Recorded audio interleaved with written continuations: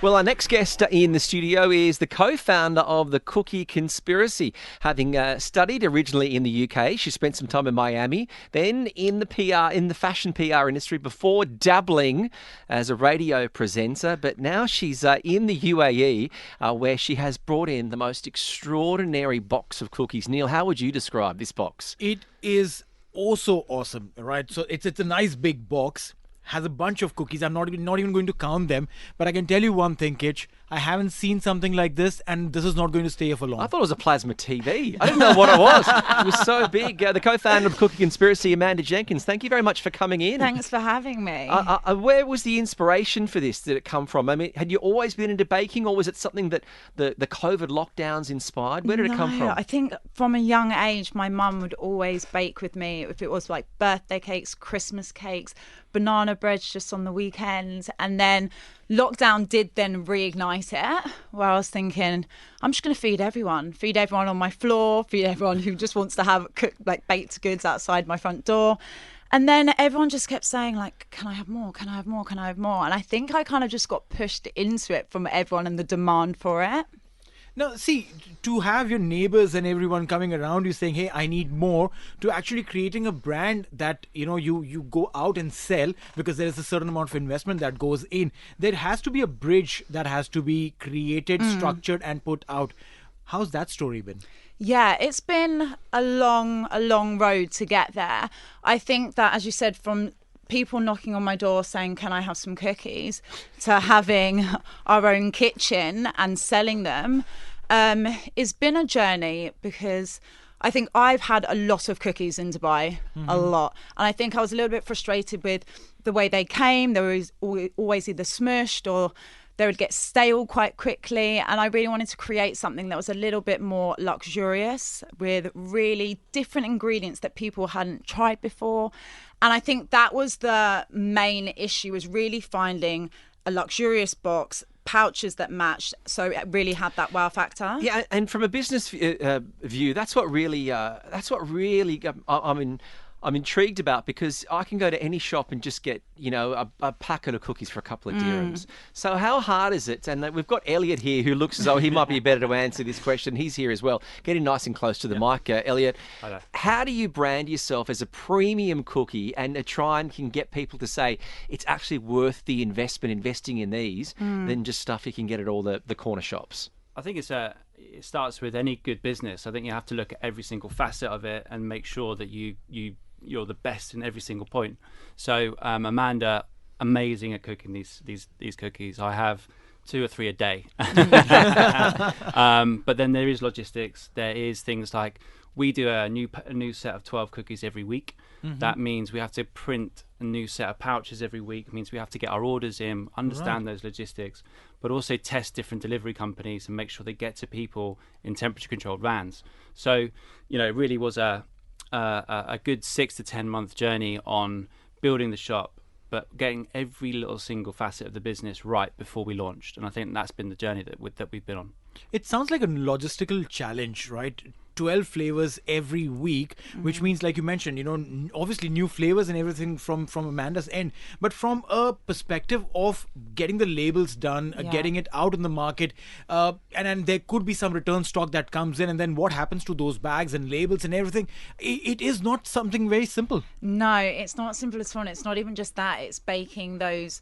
And once we've decided on the flavours, baking those cookies, taking photos of those cookies, uploading it onto the website. It's honestly, from start to finish, a labour of love. And because the marketing manager would say, you're crazy, just pick your 4 flavours. You've got your photos done, but because you're not only having to come up with 12 new, you're testing those new recipes and try. It's almost like there's a launch every week. 100%. And I think that's one of the reasons I wanted to do it, is because I think that we're kind of stuck on the same flavours, and I want to really open people's eyes to different flavours, different sweets, especially from the UK, that some people haven't tried before.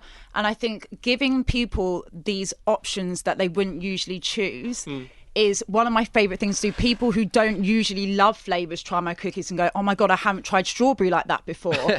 And that's what I love. Well, what are the flavours that you're selling this week? What's available? Okay, so we have got 3 cold cookies each week, and these are the ones that you put straight in the fridge. Neil's the sweet tooth. He's gone, cold, does that mean there's hot cookies as yes, well? there are. I'm telling you right now, I'm getting visual images of everything you're saying. So that's like when you get your box, the first thing you want to do is put those cold cookies in the fridge if you can manage not to eat them straight away. But they will come to you cold because we have those refrigerated vans that deliver it to you. And those are the usually ones with the perishables in them, with the fruits. So we've got at the moment peach please. So it's a peach cobbler with caramelised peach on top. And then we've got the cherry bakewell, which is one of my personal favourites, which is delicious. And then I've got a soft spot for you, which is the strawberry cream cheese. So those are the cold cookies. And then you have the rest of them, which are the hot cookies. Throw them in the microwave and they're just ooey, gooey and delicious. Listen, my work's done. I'm taking the cookies out right now. Elliot, you said you're having a couple a day. More. I mean, actually, on the way here, I had to sample all 12 cookies. And just to make sure. She did say to me, you don't have to take such big bites of each one, but It'd be rude not to. Yeah, I think I really am fattening him up though, because at 4:30 in the morning every day when I wake up, I do say to him, try this cookie immediately. So he is my number 1 taste tester. it's a tough job. But being here in Dubai, sometimes it can be hard to get certain ingredients. Does that impact your choice of flavours? I don't think it impacts it. It makes it difficult, especially the ingredients that I use for my dough is not easily accessible in Dubai, and I think As that's in the flours, the yeasts, or yeah. So the flour, the butter that I use, and that's what I think differentiates my cookies from everyone else's cookies is the base that I use, and you can instantly tell it. The butter, especially that I use, it kind of separates it from our competitors. This is incredible. You know, everything that you're talking about right now is only giving me visuals of what the cookie is going to be. I could trade my job with yours, Elliot, tasting these cookies every day, 100%. But Amanda, you yourself are a personal trainer. Baking cookies, giving out cookies every day, dishing out cookies. How does this marriage happen? Do you know what? I think it's quite simple. I think it's about balance, and I think I'm the perfect advocate of that because I actually have a cookie a day myself, and it's one of those ones where as long as you don't have 12 cookies a day, and that's why I've got the resealable pouches, because you can have a bit, put it back in, it lasts up to 2 weeks, it lasts up to 2 months in the freezer, so you have options for it. You can share it, you can give it to your friends. It's one of these cookies that is not going to put on weight when you just eat one cookie, so it is about that balance. And looking at when you talk about the resealable packs, this time of year everyone's doing Christmas orders and gifts. Is this something that you're in? What market are you looking for? Is it like a gift-giving product as well? It's like the luxurious sweet treat that you'll hand over this time of year? I think that the way that we've done the packaging and the way that we've done the sealable pouches really does lend itself very well to gifting. It's something that, you know, in this market where everybody has everything that they want whenever they want, with a limited drop, which is what we do. So on every Sunday, we'll release a certain amount of of boxes on the website. Yeah. Once they're gone, they're gone. You can't order again until the following Sunday. So this sort of drop once a week allows us to get our ducks in a row for deliveries, but it means it's a little bit more exclusive than perhaps what you would normally buy. Well, what's next for you guys other than trying to find time to sleep in?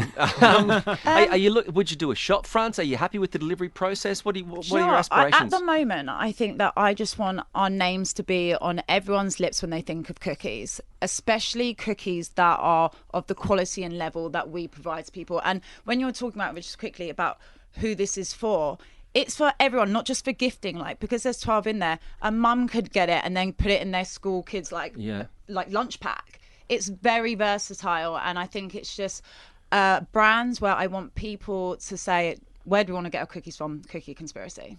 Well, congratulations on all of your success. You can even tell from the box. Yeah, it's like the iPhone. You can, when you got the luxurious box, it's like, what is inside?